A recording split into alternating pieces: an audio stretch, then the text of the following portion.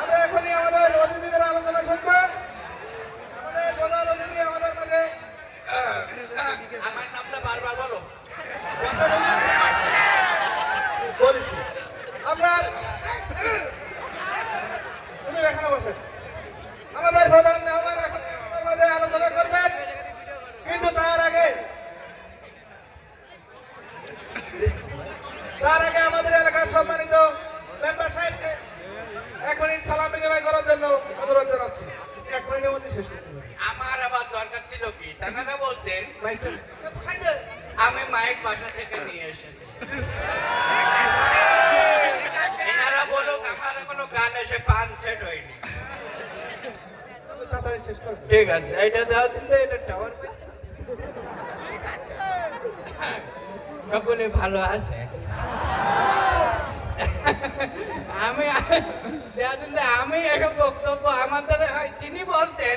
আল্লাহ আপনি শেষ করেন না, একটু দ্রুত শেষ করেন। কত মিনিট? 1 মিনিটের ভিতরে শেষ 1 করেন। মিনিট বলছি দাও। আমি দেখতে পাচ্ছি আজকের এই বিশেষ আলোচনা সভায় প্রধান অতিথির আসনকে কলঙ্কিত করেছেন এলাকারই ধৈর্যকুল, যার হাসিতে ঝরে বকুল, যার চরিত্র ডিমের কুসুমের মতন পবিত্র।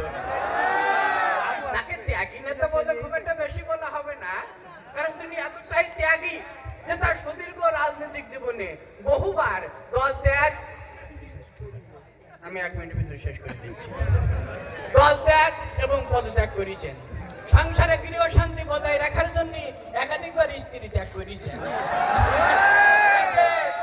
মোল্লার উদ্যোগতে আপনারা অনেকেই ভাত খাতে পারেন না, তিনিও কিন্তু ভাত খান না, তিনি খান পোলোয়া বেরানি, কারণ তিনি ভাত ত্যাগ করেছেন।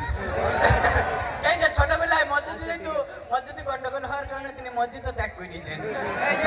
এই যে ওনার একটা পেশা ছিল পকেট মার, কিন্তু এখন শীতের সময় সবাই পকেটে হাতে থাকে বলে সে ব্যবসার চালাতে পারেনি, ব্যবসাটা ত্যাগ করেছেন। এখন করে চুরি, কারণ চুরিতে সুবিধা হয় শীতকালে। যাই হোক, যে আমি 1 মিনিটের ভিতরে শেষ করে দিচ্ছি, 1 মিনিটের ভিতরে শেষ করে দিচ্ছি।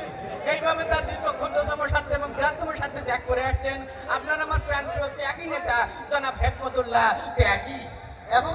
হ্যাঁ, ওর বল ত্যাগ করার কথাটা বললি।